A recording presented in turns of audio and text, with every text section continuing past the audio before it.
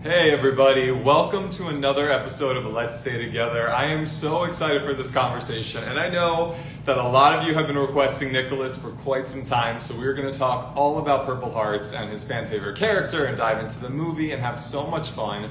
I see you all coming in, so get comfortable, and we're going to rock and roll.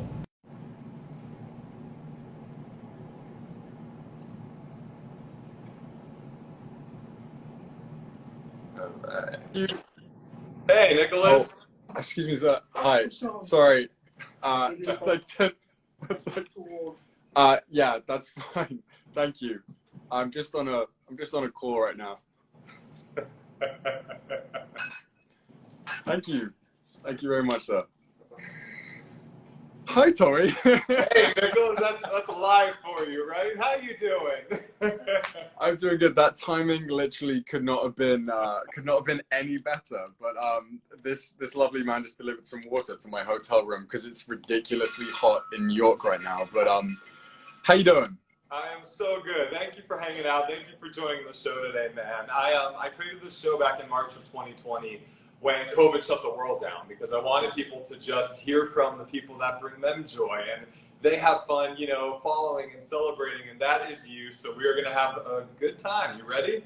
Yeah, I'm ready. Let's do it. Amazing. And for all the fans, I have your questions. I'll be asking some towards the end of the interview, so stick around. But man, first of all, congratulations on the massive success of Purple Hearts. Not only has it taken the world by storm, but it is one of the top 10 movies in the history of Netflix, period. It's surreal, right? Yeah, yeah, that's definitely the word for it.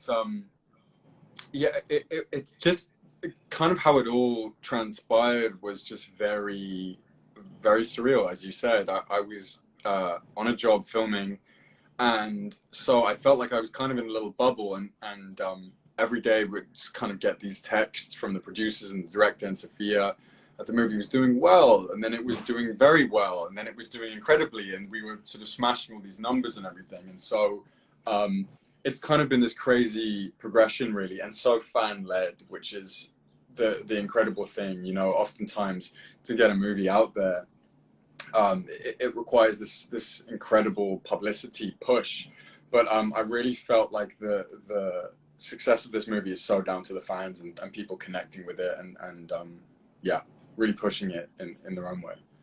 Yeah, absolutely. And bringing it back for a minute, what was it that initially attracted you to wanting to do this film when you read about it? Yeah, it was. I remember reading the script and immediately being like, "This is a character I think I could play." Whenever I look for a character, I need to feel like there is a depth to them, that there is an emotional arc that I can play. There's like a journey that they go through during the movie, and I felt like Luke was this incredibly hurt, incredibly flawed young man with just so much trauma, but at the same time with like so much love to give, and just had real sort of trust issues, and just needed someone to kind of positively influence him to kind of open up.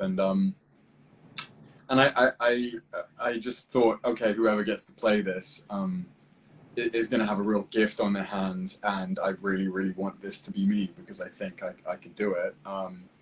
And it scared me, which, to be honest, anytime I read a script, I'm like, oh, this is both exciting and terrifying. I know I really want to do it. So then it was just about trying to convince everyone else that I was the right guy for the job. I was going to ask, how did that audition come about for you? Was it a long process? Well, Did you kind of walk away being like, oh, I got it? Like I mean, listen, that's a very that's a dangerous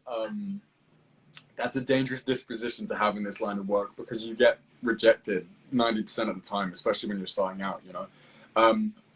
The first audition I felt like went well, but I felt like there was I taped for it initially, and then I had a callback with Sophia and with Liz, the director, amongst our producers, Les and Elisa.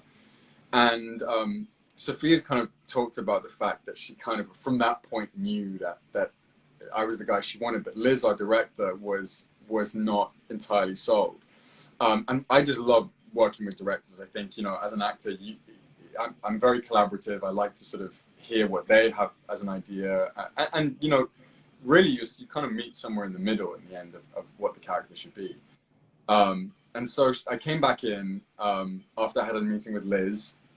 She gave me these notes, and I took them on board, and Sophia and I did a bunch of improv where we were kind of basically trying to push each other's buttons, and we found out that we were very good at doing that. So yeah, it was kind of a couple-week process, but it happened pretty quickly, and then it was about trying to just like get me out to the US during COVID times. So it was a roller coaster, but yeah, it was a lot of fun.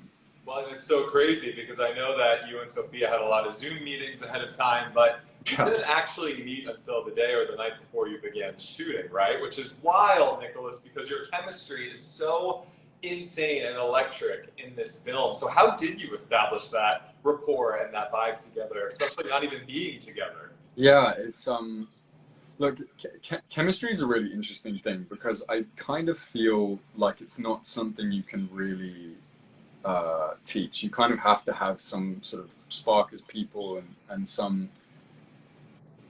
yeah, I think we were both just really open to playing with each other at first, and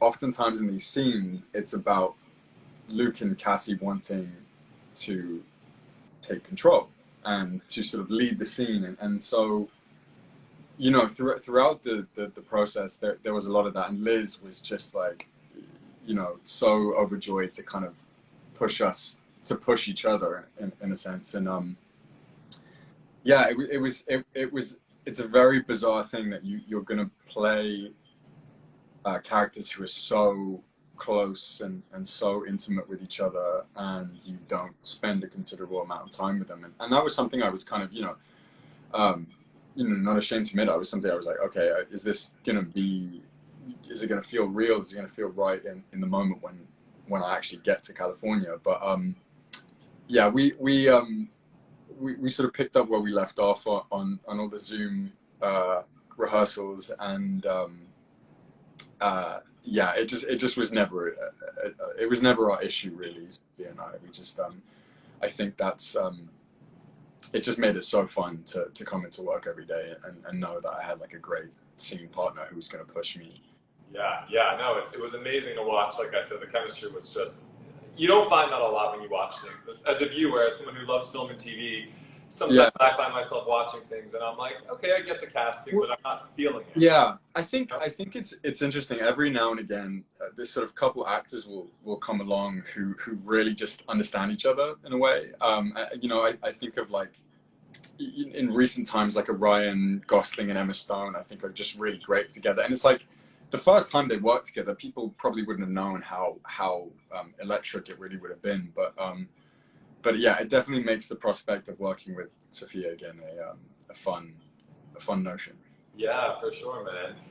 Let's talk about some of your scenes. Do any stick out to you as favorites that you just loved filming and being a part of? Yeah, I mean, oh God, honestly, it's really funny because there were so many days I came into work and it was, just extremely emotional scenes. It's funny that the movie got cut down because we filmed so much footage. And there was about 4 extremely dark, extremely emotional scenes that didn't even make it in the movie. That, it's kind of this weird masochistic thing.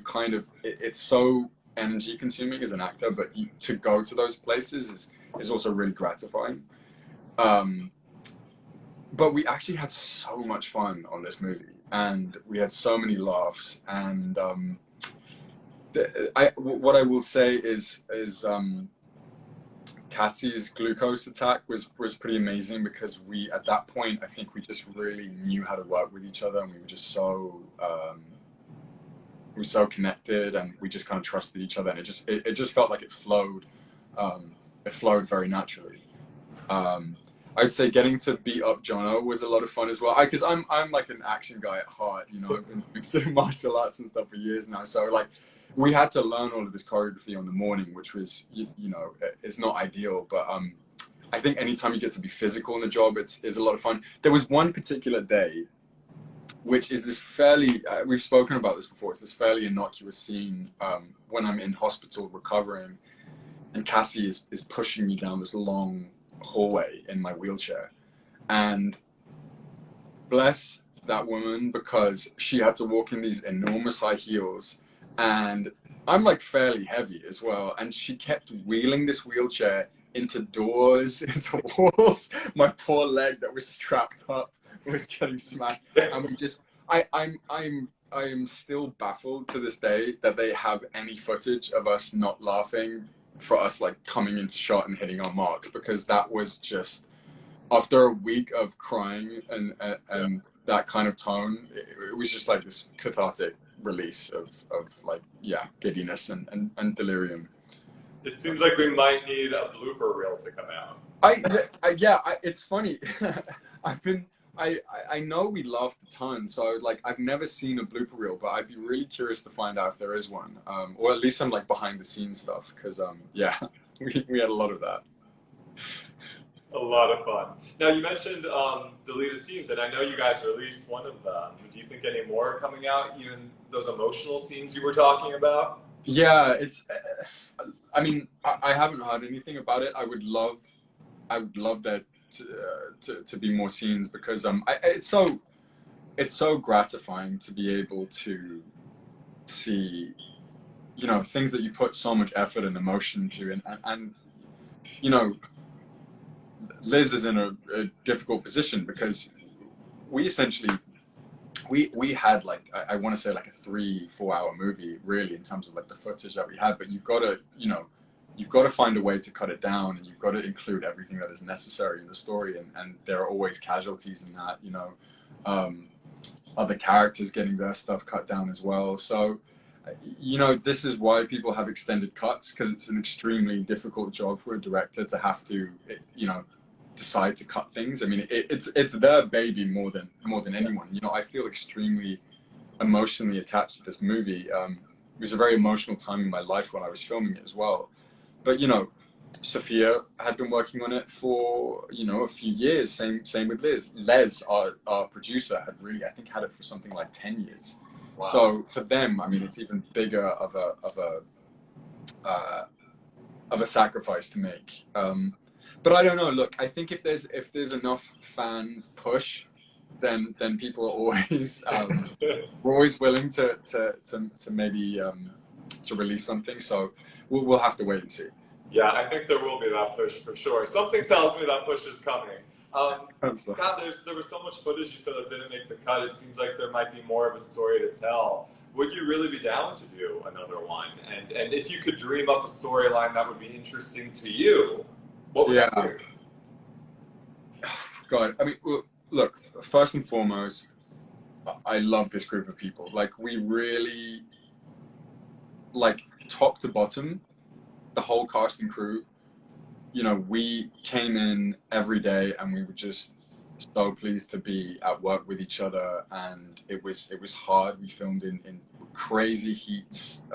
Sometimes it felt very much like a labor of love. And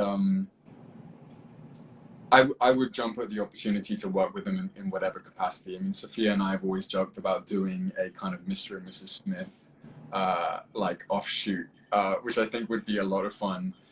Whether it's, I mean, not specifically that story, but something of that like.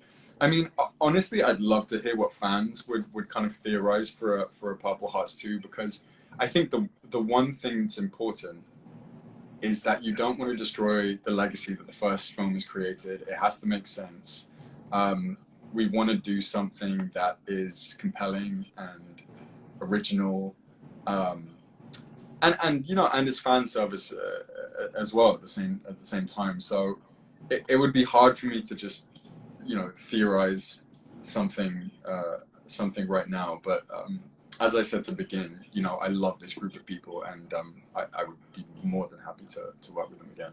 Yeah, well, I think everybody would gladly welcome that, for sure.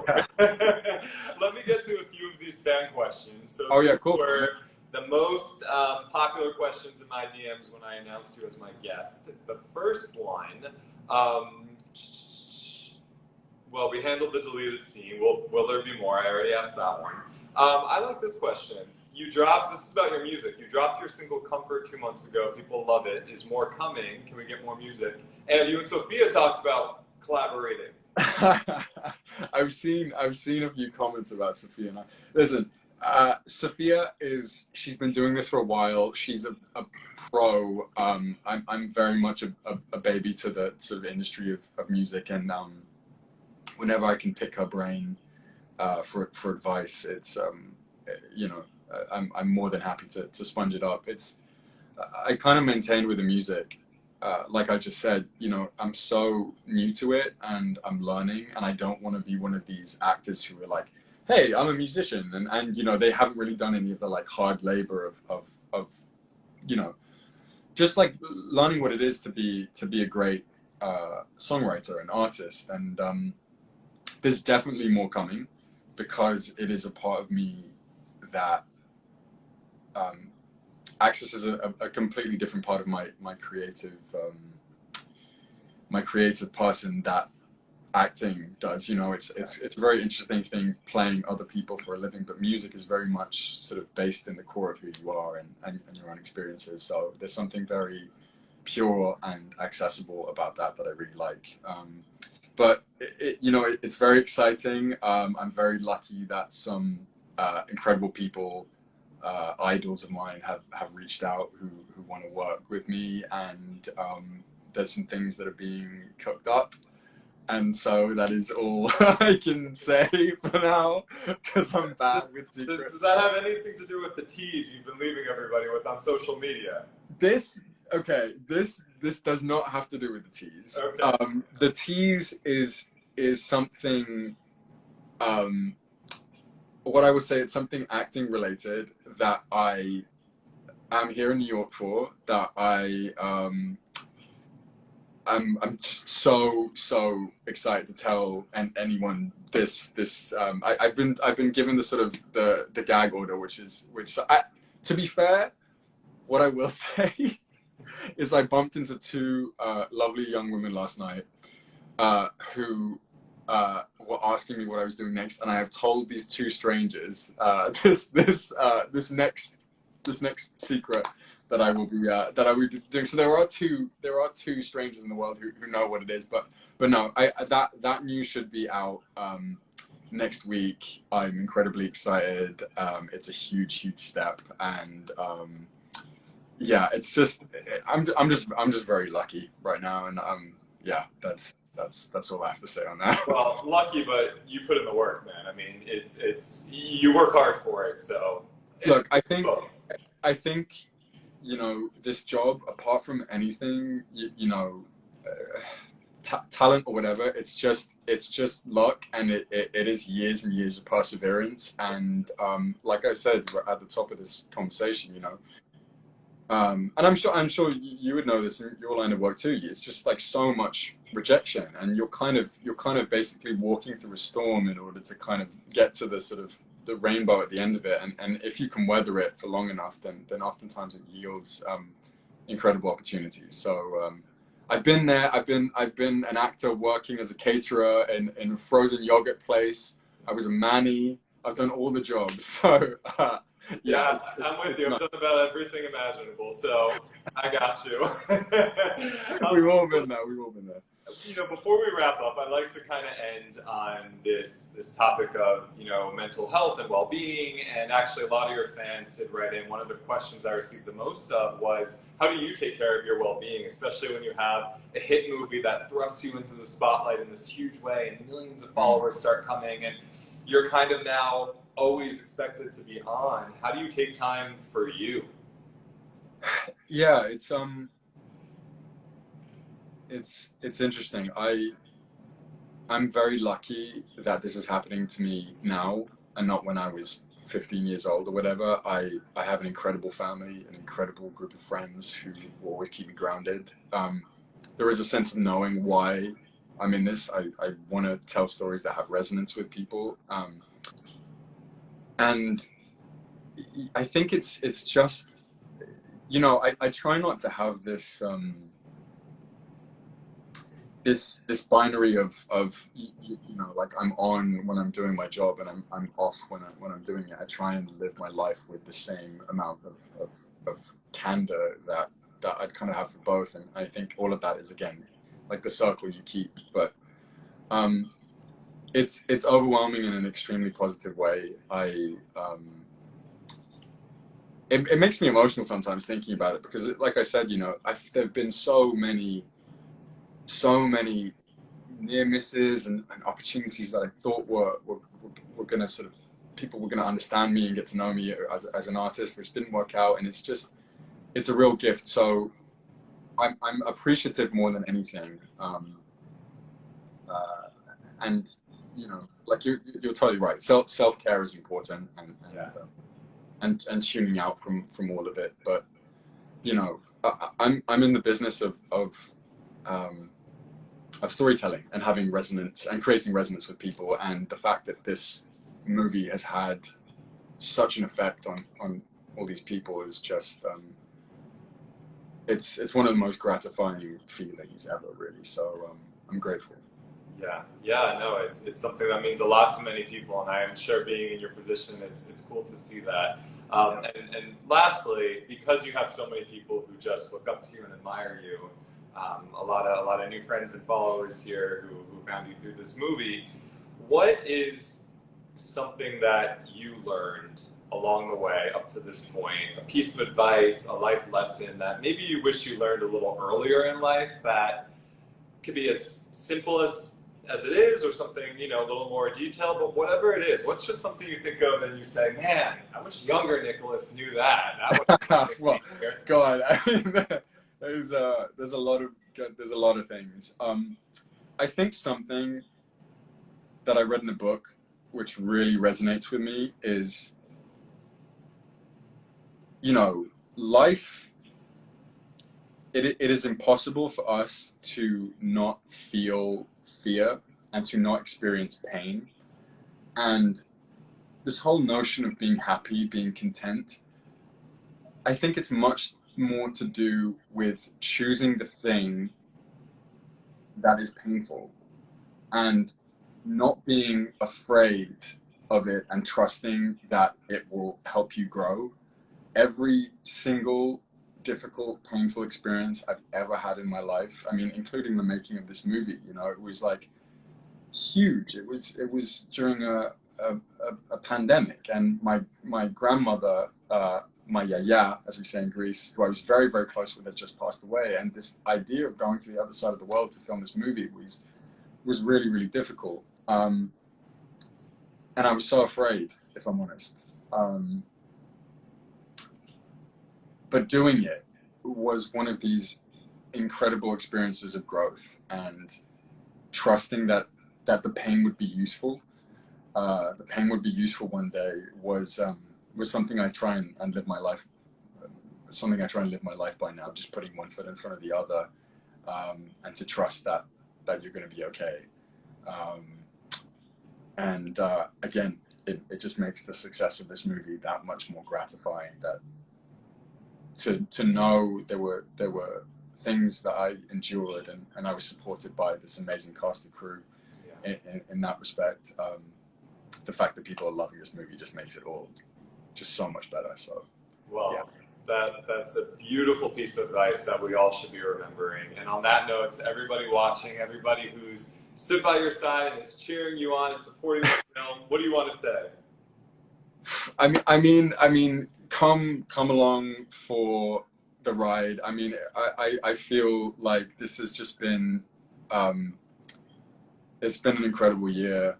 I'm so excited. I've got 2 movies in the can that are so very different to Purple Hearts, but I feel equally passionate about. There's so much coming up, and I'm just grateful. I've just loved meeting all of you on the streets of New York while I've been here. It's been so great to have a chat and to learn about you as well. And I just hope that they'll continue this journey with me.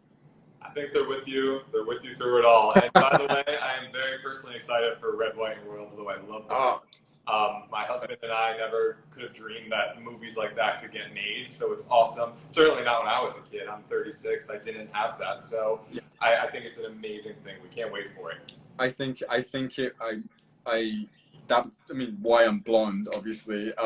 We just got finished filming that, and I'm so excited for people to see that. I think it's going to be a really beautiful, heartfelt movie that hopefully will again have a huge impact on people. So fingers crossed that comes out soon. We cannot wait. We cannot wait. Well, thank you so much for everybody watching. I'm going to post this on my feed so you can rewatch it, watch it 10 times. You can check it. Whatever you want to do, have fun. I'll be sharing that on the feed. And Nicholas, I loved hanging out with you. I hope we get to interview in person one day. Me too, mate. In this virtual world, you know, it's so hard. We're all around the place these days, but I'm sure we will, mate.